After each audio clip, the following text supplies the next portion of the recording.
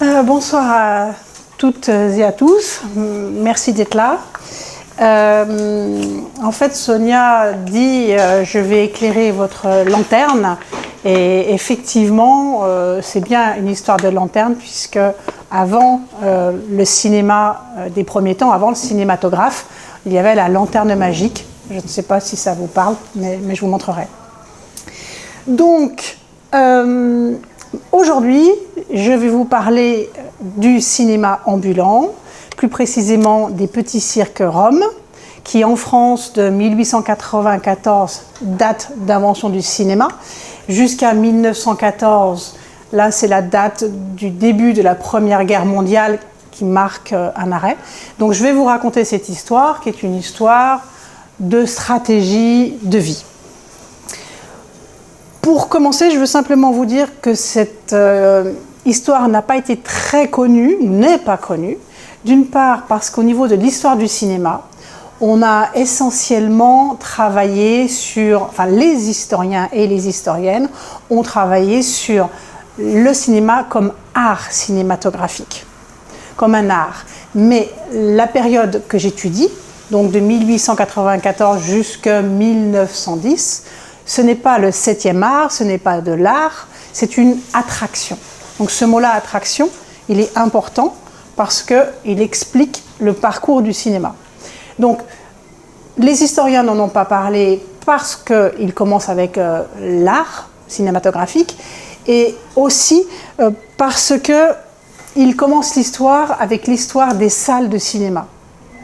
Ils commencent l'histoire du cinéma dans les salles fixes, dans les théâtres, dans les salles préparées pour. Mais on a oublié que le cinéma a existé avant. Donc c'est celui-ci dont je vais vous parler quand c'est avant le cinéma dans les salles fixes que l'on connaît. Et en plus, alors ça c'est une part du côté de l'histoire du cinéma, et du côté de l'histoire des Roms. Rome, c'est un mot que l'on a décidé d'utiliser. Il ne fait pas encore tout à fait le consensus, parce qu'il y a une confusion entre Rome, donc cette population itinérante nomade, et les Roms roumains.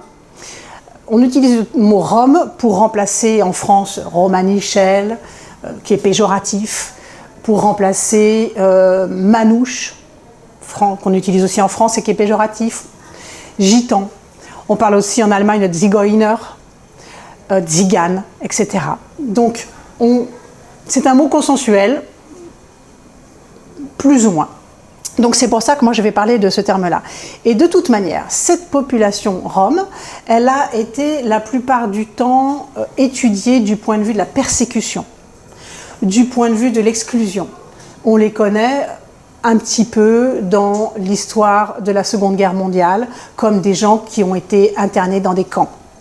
On les connaît comme des personnes qui ont été déportées d'Allemagne et aussi de France un petit peu pour être exterminés dans les camps de concentration du Troisième Reich. On les connaît comme victimes, mais on les connaît rarement comme des personnes qui sont des hommes et des femmes qui ont agi pour prendre des décisions dans leur propre vie. Donc des acteurs et des actrices de leur propre vie. Voilà, donc ça c'est pour le préambule. Et puis aujourd'hui je voudrais dans mon intervention vous expliquer pourquoi le cinéma a été présent dans les fêtes foraines et a été un cinéma ambulant chez les Roms. Vous montrer un petit peu comment se déroulait une séance de cinéma. Donc vous immergez comme je pourrais dans une séance. Et puis évidemment expliquer pourquoi c'est une stratégie. Qu'est-ce que les petits cirques roms ambulants ont apporté au cirque, quel éléments stratégiques ils ont été. Et puis, pour finir, poser la question de pourquoi finalement le cinéma a déserté les chapiteaux. Vous avez ici une citation, ce n'est pas une situation d'avenir, c'est plutôt un métier de forain, cela peut durer 6 mois, 1 année, peut-être plus, peut-être moins. Et cette déclaration, elle est attribuée à Louis Lumière, qui en 1895 a présenté son invention. Vous connaissez les frères Lumière ? Oui. Donc, à l'origine, vous savez que ce sont des industriels lyonnais qui fabriquent des machines. Ce n'est pas à l'origine des gens intéressés dans le cinéma, mais plutôt dans produire des machines, des inventions.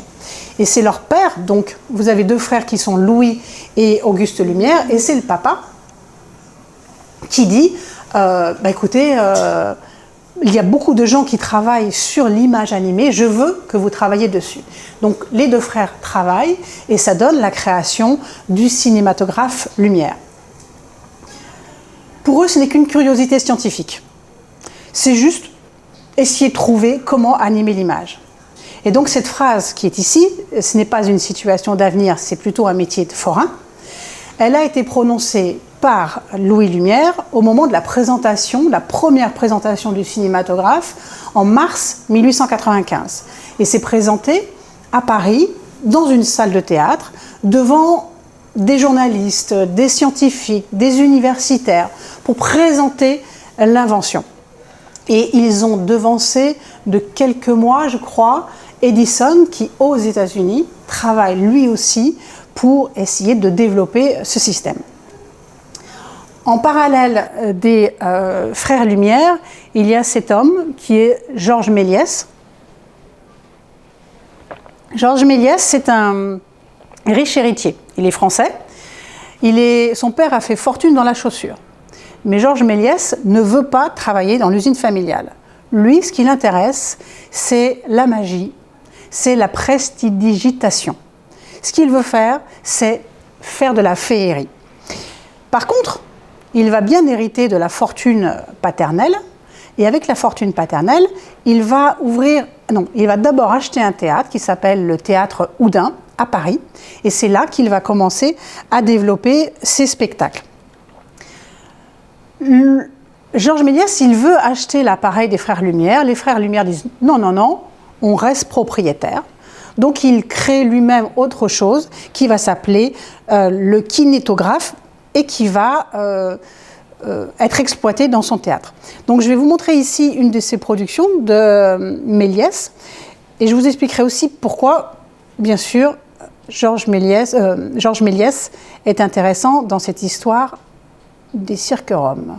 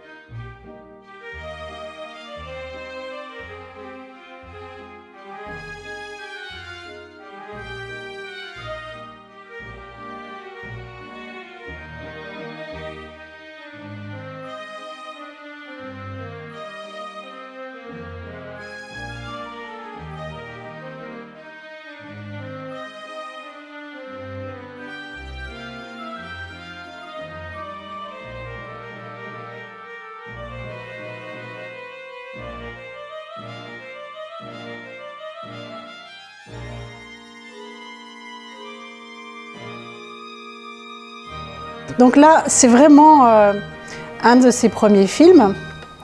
Il utilise le cinéma pour faire sa magie. Et évidemment, l'escamotage remplace le tour de magie, c'est simplement la caméra qui arrête de filmer. Mais voilà, le genre de production qui, dès 1896, se développe. Et vraiment, Georges Méliès est un pionnier du cinéma des premiers temps. On parle, je ne l'ai pas dit, on parle du cinéma des premiers temps. En anglais, c'est early cinema. Je vous parle de Georges Méliès parce que vous voyez qu'il a un lien avec la magie et le cirque, mais aussi parce que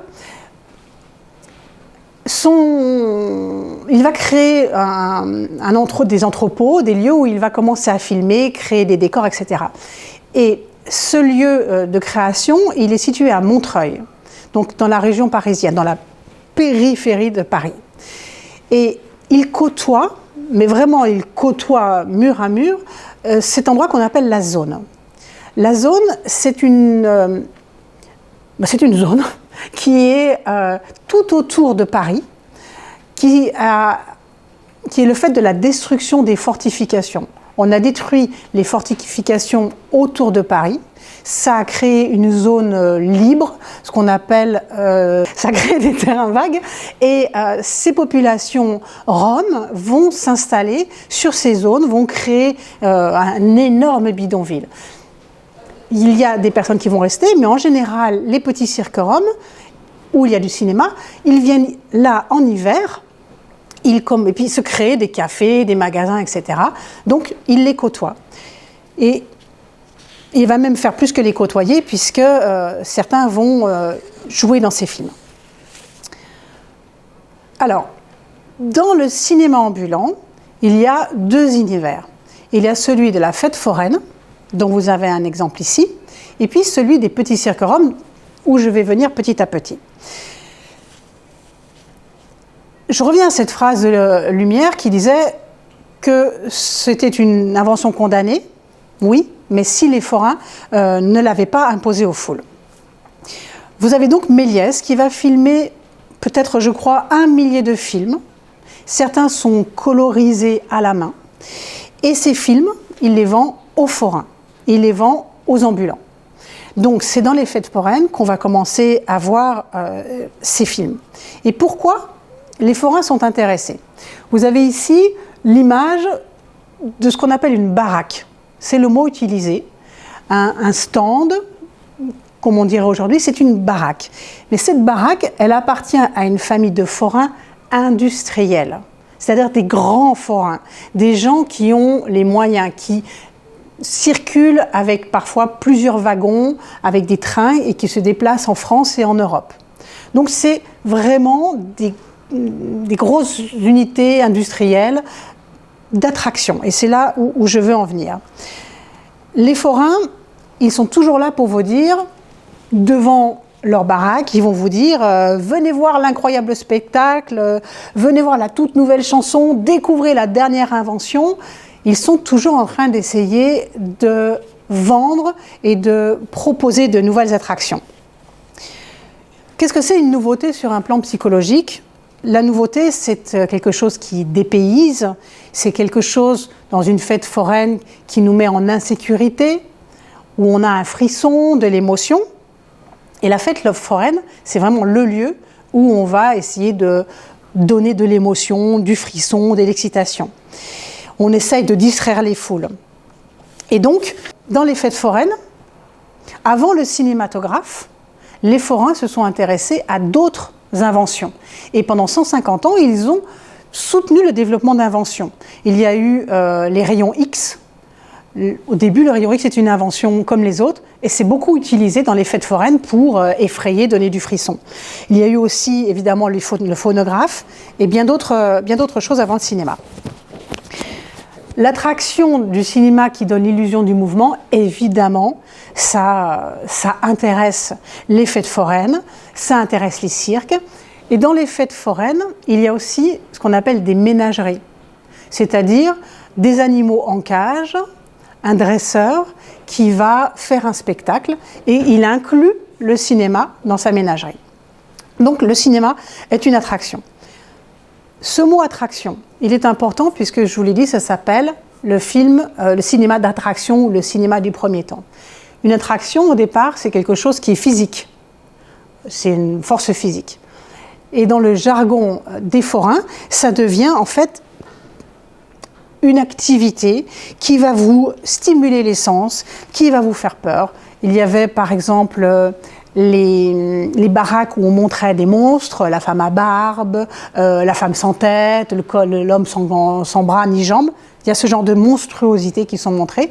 Le cinéma, c'est une attraction dans le même sens, dans le sens de la révolution industrielle aussi, qui a commencé au XIXe siècle, la révolution industrielle, ça en fait partie. Donc, on a ce cinéma-là. Ce que je veux vous dire, c'est que, en même temps que le cinéma forain et le cinéma ambulant a bénéficié d'un tragique événement. Il y a eu, le Bazar de la Charité, c'est une œuvre philanthropique à Paris, qui est animé par toute la bourgeoisie et l'aristocratie catholique parisienne. Ça réunit beaucoup de femmes, beaucoup d'enfants qui, pendant plusieurs jours, une semaine, animent ce bazar pour vendre des choses et récolter des fonds. Et donc, à l'ouverture en 1897, le 3 mai, une des attractions pour faire venir les gens, c'est le cinématographe. Il y a 1200 personnes ce jour-là, à l'ouverture du bazar de la Charité. La technique du cinéma est assez instable, il faut utiliser certains produits chimiques. Et il y a un incendie qui se déclare dans la cabine du cinéma. Le bâtiment fait 200 mètres de long, il est tout en bois, les sorties sont cachées, c'est la panique, et il y a 125 personnes qui vont mourir dans cet incendie. Et c'est essentiellement des femmes, des enfants qui étaient là par œuvre de charité. Et pour certains historiens, cet incendie du bazar de la Charité est évidemment un drame réel, mais aussi cela arrête le développement du cinéma dans les salles. Parce qu'il y a un risque d'incendie, la bourgeoisie ne veut plus y aller, et donc il y a un coup d'arrêt.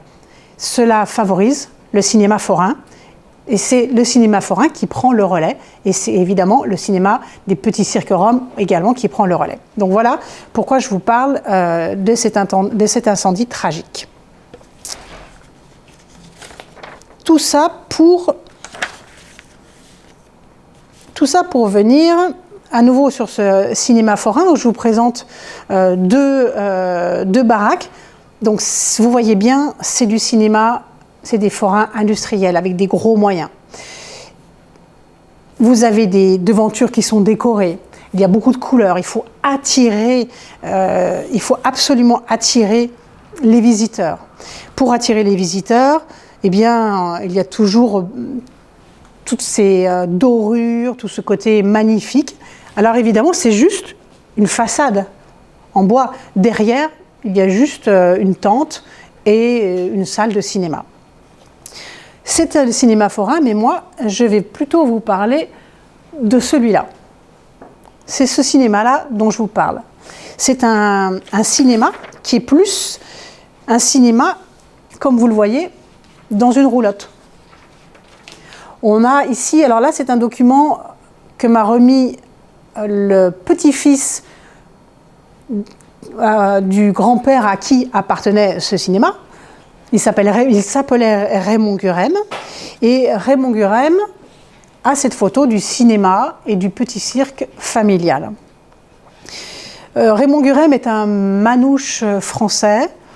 Il a beaucoup témoigné des persécutions pendant la Seconde Guerre mondiale. Et parmi ces témoignages, il a expliqué comment sa famille vivait avec ce petit cinéma. C'est une famille qui circule essentiellement en France, mais aussi en Belgique et un petit peu en Suisse.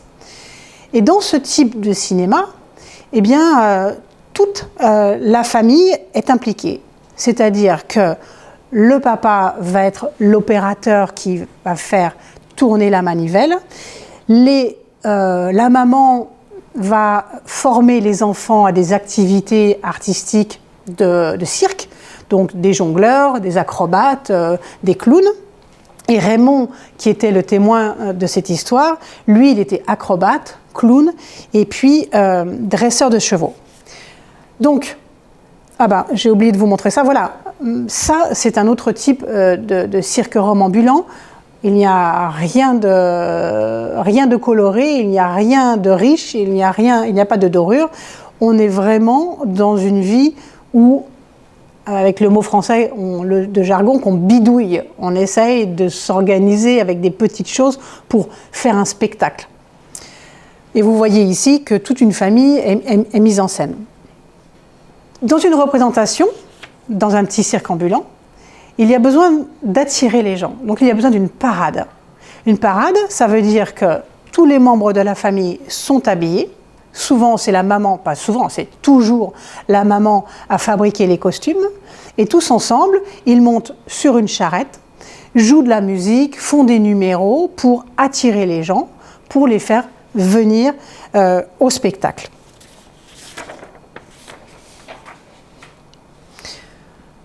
Dans une séance de cinéma, il y a souvent un musicien qui va faire un fond sonore pour attirer les gens qui passent devant la baraque. Ce musicien, c'est souvent aussi l'orateur, celui qui va raconter, parce qu'évidemment, le cinéma est muet et il faut se transformer en conférencier. Donc par exemple, le papa de Raymond Gurême, qui s'appelait Hubert Leroux et était un ancien combattant de la Première Guerre mondiale, eh bien, il est illettré. Il ne sait ni lire ni écrire, mais il connaît les films par cœur. Donc il raconte les films, il fait les dialogues, et en fonction des situations, eh bien, il va modifier les récits. Il va adapter les récits de manière tout à fait personnelle pour essayer d'intéresser les gens. Pendant une séance de cinéma, donc il y a le bruit, et puis il y a l'entracte. L'entracte, c'est très important. C'est le moment où, toujours selon Raymond Gurême, on va essayer de gagner un petit peu d'argent.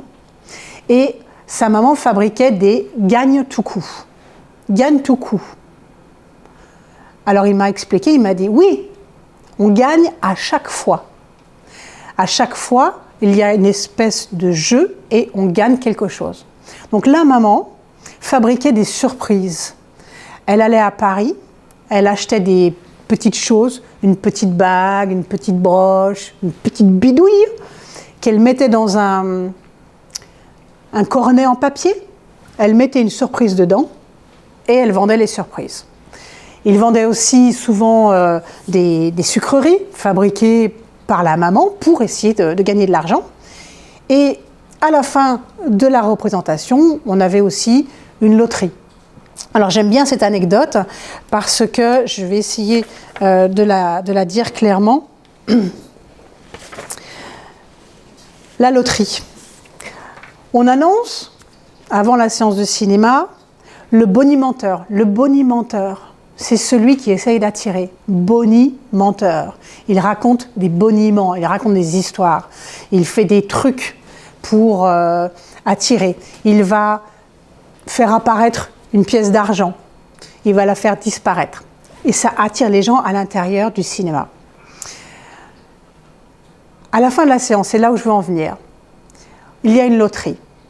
Les gens ont été attirés parce qu'on dit qu'il y a une machine à écrire à gagner, ou une machine à coudre, ou un tonneau de vin. Les gens sont venus, ont payé leur ticket de loterie. Et on tire les lots. Et en fait, la machine à écrire, c'est juste un crayon. La machine à coudre, c'est juste une aiguille. Et le tonneau de vin, c'est juste un petit pot d'un vin dégoûtant, mais voilà, on aura vendu le tonneau de vin. C'est ça le cirque, c'est ça le cirque Rome. On vend du vent, on vend du rêve de gagner une machine à coudre, et en fait, on n'a vraiment pas grand-chose. Dans la séance de cinéma, c'est aussi ça que j'ai oublié de vous dire, il y a beaucoup de bruit. Nous, on est habitués à une salle de cinéma où on est silencieux. Si vous parlez au début du cinéma, on va faire chut. Là, non. Il y a le bruit, imaginez, il y a le bruit de la machine qui tourne. Il y a la voix du projectionniste qui raconte. Et il y a la musique, parce qu'il faut mettre de la musique pour donner de la vie. Et en même temps, il y a les spectateurs. Ils sont assis sur leur banc de bois inconfortable, mais ils se voient, parce que souvent, les gens sont filmés avant la séance. Le projectionniste va circuler dans le village, va filmer et montrer les gens du village. Et donc, les gens sont assis, ils disent « Ah, c'est toi !» Et donc, il y a du rire, il y a des frissons, il y a de la peur, il y a des gens qui crient, il y a des gens qui rient. Donc, c'est très, très bruyant, une séance de cinéma. C'est absolument pas ce que l'on vit chez nous. Ici, je ne sais plus, j'ai perdu mon fil, comme d'habitude. Mais en tout cas, ici, ce que je vous montre, c'est une lanterne magique. Une lanterne magique, c'est donc l'ancêtre du cinématographe, où vous avez simplement cette bande de verre avec des petites scènes coloriées qui sont simplement les unes à côté des autres, et on va faire circuler la bande devant l'objectif pour raconter l'histoire. C'est la lanterne magique de Sonia. Alors, ben voilà, quand je vous dis que j'étais perdue dans mes trucs, voilà. Donc, ici, vous avez la famille de Raymond Gurem. Son papa, lui, il est à gauche, donc avec tous ses frères et sœurs. Ça, c'était une image que j'ai oublié de vous montrer, mais c'est pas grave, je vous la montre maintenant, de l'idée de parade. Donc, on est tous sur le chariot et on se lance dans la parade. Il suffit d'être devant l'école, il suffit d'être sur la place du village pour que ce cinéma-là attire. Vous avez ici un couple, un autre couple dont j'ai étudié le parcours. La femme est d'origine manouche et elle a séduit le beau soldat qui était postier et qui a abandonné sa vie, selon la légende, pour partir avec la belle gitane sur les routes avec leur cinéma. Donc, ça c'est un peu le lieu où se déroule ce type de cinéma. On n'est pas dans une fête foraine, on est seul sur la place du village. La famille est venue, et généralement, c'est ce que raconte Raymond, c'est qu'ils ont toujours le même parcours. Par exemple, à partir du mois d'avril, ils vont partir dans le Jura. Et toujours à la même époque, ils seront dans ce village-là, dans le Jura. Ça veut dire qu'ils sont attendus. Quand ils arrivent, les villageois sont heureux de les voir, les villageois vont participer à la construction du chapiteau, ils vont donner un coup de main. Et donc, Raymond Gurem raconte qu'il avait vraiment le sentiment d'apporter une forme de civilisation, ça c'est lui, mais en tout cas de la gaieté et du divertissement. On est à une époque, je vous l'ai dit, avant il y a eu la révolution industrielle, mais c'est sûr qu'on est dans une époque où il y a une idée de vitesse. Il y a une idée de vitesse au niveau économique, avec, je pense au train ou d'autres procédés. Il y a de la vitesse au niveau militaire aussi. Toute la vitesse devient essentielle. Et donc, le cinéma participe de cette idée de mobilité et de vitesse. Ce que je vais vous dire aussi, c'est que les frères Lumière ont produit beaucoup de films, 1 millier. Ils vont produire d'abord des films autour de chez eux, à Lyon. Il y a un film très célèbre qui s'appelle Le train qui entre dans la gare de La Ciotat. Et puis, ils vont élargir le champ d'action. Le champ d'action pour montrer quel est le monde, comment est le monde, depuis le point de vue français. Donc, là, on est à Frénois-le-Grand, un village perdu que je ne connais pas. Le cinéma est là, vous allez au cinéma, et grâce au cinéma, vous allez pouvoir voir, par exemple, le couronnement du tsar Nicolas II. Vous êtes assis sur vos bancs inconfortables, il y a un noir, c'est plus ou moins noir, 300, et voilà. Les souverains et les invités se rendant au sacre. Le film montre la descente de l'escalier rouge du Kremlin par le tsar Nicolas II, accompagné de la tsarine Alexandra Fedorovna, le jour de son sacre, le 26 mai 1896. C'est le matin et il quitte le palais pour se rendre à l'église de l'Assomption où aura lieu le couronnement. La cérémonie se déroulera à l'identique et dans le même décor que celle du couronnement du père de Nicolas II, Alexandre III, 13 ans auparavant.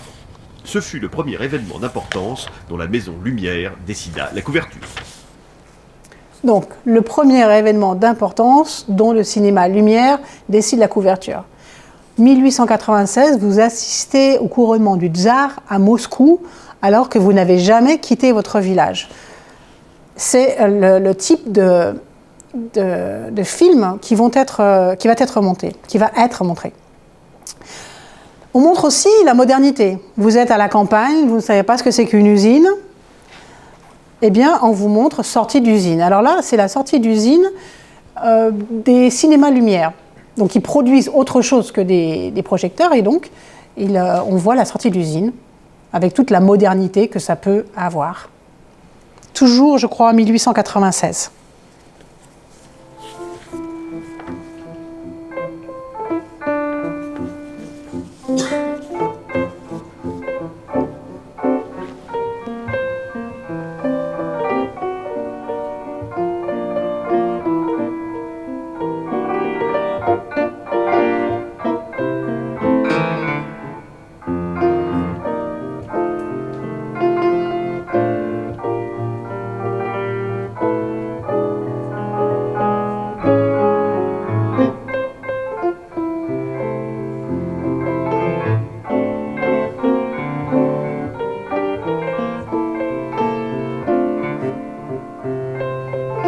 Ça peut durer longtemps, hein.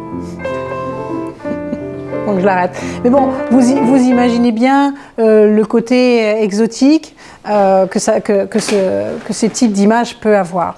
Donc, enfin exotique. Tout est relatif parce que on essaye les séances de cinéma, donc toujours ces petits films, on essaye de montrer combien notre vie est rassurante. On essaie de montrer ce qui se passe aussi dans d'autres pays.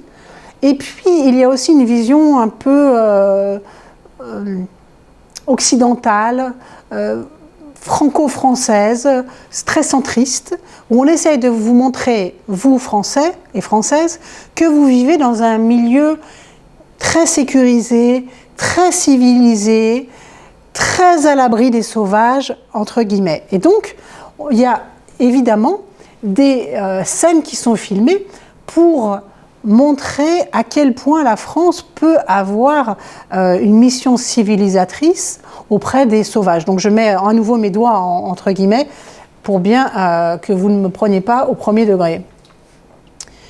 Donc on a cette scène qui est filmée en 1903 où on a des femmes qui lancent des pièces. Enfant en amic ramassant des sacchets devant la pagode des dames è filmato 1274 del catalogo Lumière. Alcune signore gettano delle caramelle ai ragazzi che corrono a prenderle. È una scena filmata da Gabriella Da Nam in Vietnam, al tempo Indocina francese.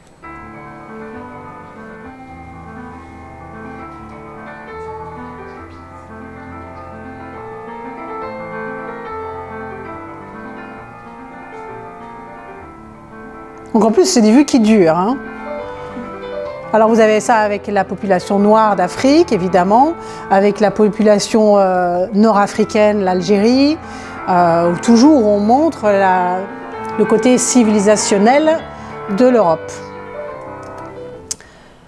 Donc c'est aussi ce que l'on peut voir dans ce type de cinéma. On essaye aussi de montrer que finalement on vit dans un univers paisible, pacifique. Il faut toujours penser qu'il y a quand même eu la guerre de 1870. On est au début du siècle, il y a quand même des tensions. Et on a ce type de scène où on va montrer que l'on est dans un univers sécurisant avec ce type de repas. C'est le repas de bébé. C'est donc un film qui a été filmé par les Lumières avec un neveu de la famille. Une petite scénette de la vie quotidienne que n'importe qui pourrait avoir filmé. On filme un déjeuner de chat, on filme une partie de cartes, on filme des activités quotidiennes, du jardin, etc., etc. Donc, pour consolider une vision pacifique de l'Europe. Voilà encore des images qui marquèrent beaucoup les premiers spectateurs. Le point suivant que je veux aborder avec vous, pardon, c'est les échanges entre le cinéma et le cirque. Il y a des emprunts réciproques. Le cinéma est une attraction Et le cirque est une attraction de cinéma aussi. Donc, si l'on parle du cinéma au cirque, il y a un historien du cinéma qui s'appelle Jean-Jacques Meuzy qui a expliqué, je cite, « Pendant la première décennie de son existence, le cinéma a presque été exclusivement un numéro parmi d'autres dans des spectacles de café-concert, de music-hall, de théâtre forain et donc de cirque. Tous ces établissements avaient pour principe de ne donner que des numéros courts, généralement inférieurs à un quart d'heure. Donc on fait alterner les genres, des équilibristes, des chanteurs, des comiques, un petit film. Et ça se passe bien sûr au cirque. Le cinéma, dans ce processus, c'est une forme de modernité, une forme de variété, mais ce n'est rien de plus. Ce n'est pas plus important que le reste. Mais en tout cas, le cinéma est présent dans le cirque. Et à l'inverse, les programmes de cirque qui eux-mêmes étaient constitués sur des petits numéros sont utilisés dans le cinéma. À cette époque, il ne s'agit pas de raconter une histoire d'1h30. Techniquement, ça dure 2 minutes, 3 minutes, 5 minutes. Donc le format du cirque s'adapte tout à fait au cinéma. Vous avez ici à nouveau 2 films de Georges Méliès avec son théâtre Houdin, où évidemment il emprunte au cirque pour faire ces spectacles de magie qui sont normalement des numéros de cirque. Alors je vous montre celui-ci qui s'appelle Le Magicien de 1898.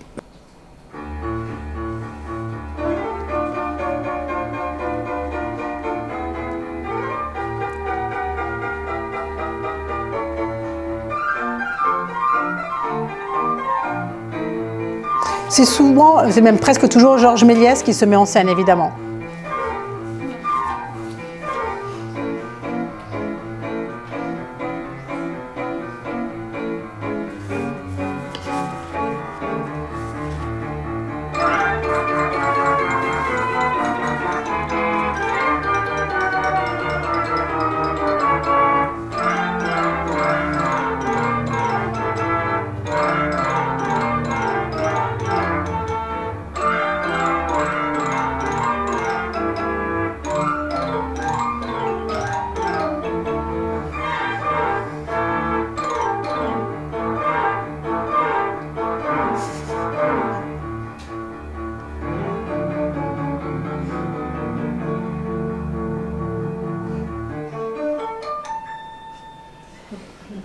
Je vous ai mis un autre parce que là c'est à nouveau Georges Méliès qui se met en scène, où on a dans ce film un mélange de music-hall, de cirque, et c'est tout à fait le genre de programmation qui était diffusé dans ces petits cirques à l'époque.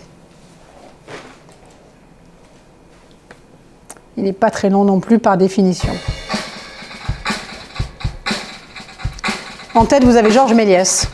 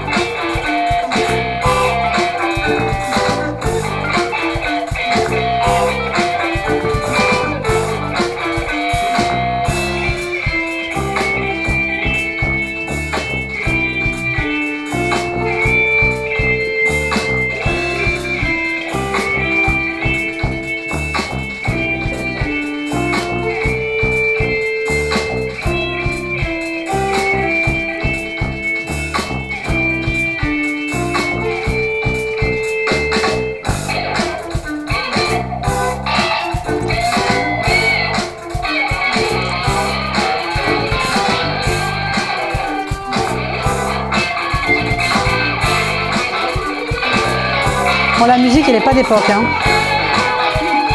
Voilà.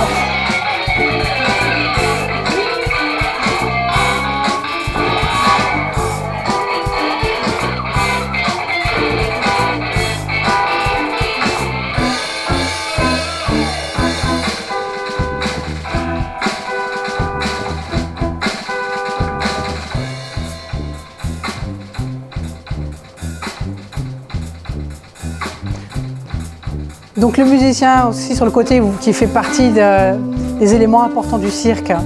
Il y a toujours un tambour.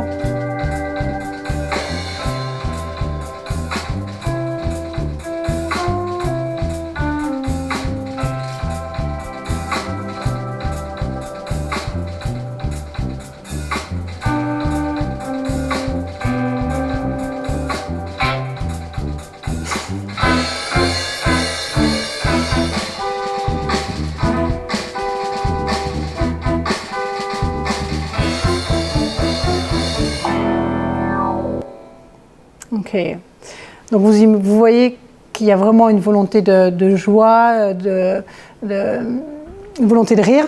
Et en fait, le cinéma emprunte au comique du cirque énormément. C'est pratiquement une des sources premières. Et il y aura aussi des séries qui vont être créées, des séries comiques. Et ça culmine à peu près jusqu'en 1910. Après, on s'approche des années de guerre, de la Première Guerre mondiale, et il va y avoir un déclin de ces formules-là.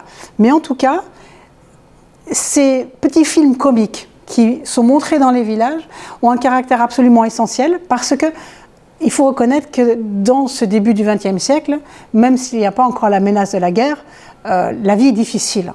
Donc, quand vous venez au cinéma, que vous voyez ces petites séances dans le cirque, eh bien, vous oubliez la difficulté de la vie, vous oubliez les moments durs de la vie. C'est absolument nécessaire, en fait, pour libérer les tensions. Alors, j'en viens à la dernière partie de ma présentation, c'est pourquoi, finalement, il y a eu un déclin du cinéma ambulant. Par définition, on a un goût de l'attraction. Une attraction, c'est éphémère. Ce qui est nouveau, finalement, ne le devient plus. Et petit à petit, on n'est plus forcément attiré par le cinéma parce qu'on connaît et il n'y a plus forcément de surprise. Vers 1912, le cinéma ambulant devient de moins en moins intéressant financièrement, économiquement, pour tout le monde, y compris pour les petits cirques ambulants. C'est moins intéressant parce qu'on a énormément développé de salles de cinéma. Presque toutes les villes ont une salle de cinéma fixe. Donc il y a une vraie concurrence. À ce moment-là, pour les ambulants, ces voyageurs, il y a deux solutions. Arrêter de voyager et ouvrir un cinéma fixe, ou continuer un mode de vie qui est essentiel dans leur construction, dans leur schéma mental, et l'idée est de continuer de voyager. Donc beaucoup de voyageurs vont abandonner le cinéma ambulant pour trouver une autre attraction. Ça, c'est une des raisons qui peut expliquer le déclin du cinéma ambulant dans les petits cirques. Mais surtout, il y a une autre explication qui est beaucoup plus coercitive. Parce que, à partir, déjà dès 1895, c'est la création du cinéma. Et en même temps, en France, on décide de recenser les nomades. Les nomades, c'est le mot utilisé par l'administration française pour les voyageurs. On les recense, c'est-à-dire qu'on doit connaître leur nom de famille, la naissance des enfants, le prénom, etc. Et puis, il y a toute une campagne qui se développe, une campagne d'hostilité à l'égard des gens du voyage. Et cette campagne d'hostilité, elle va culminer en juillet 1912 avec ce carnet anthropométrique d'identité. Ça veut dire que chaque famille doit posséder un carnet comme ceci. Alors, je vais vous montrer en vitesse quelques images. À partir de ce moment-là, chaque personne doit posséder son carnet anthropométrique. Et voilà à quoi cela ressemble. Chacun doit avoir ce document avec photo de face et de profil, un signalement qui va vous dire votre taille, mais qui va dire aussi si vous avez une déformation au niveau du coude ou une jambe plus courte. Et ici, vous avez les marques particulières, qui va dire qu'il y a une cicatrice sous l'œil droit ou sous l'œil gauche, qu'il va y avoir une oreille décollée, etc., etc.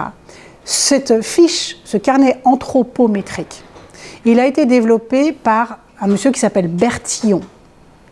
Bertillon, il l'a développé en France pour les criminels, pour les récidivistes. C'était développé pour ficher les criminels. Et donc, on l'étend à la population nomade. Ce qui veut dire qu'on assimile ces nomades à des dangereux criminels.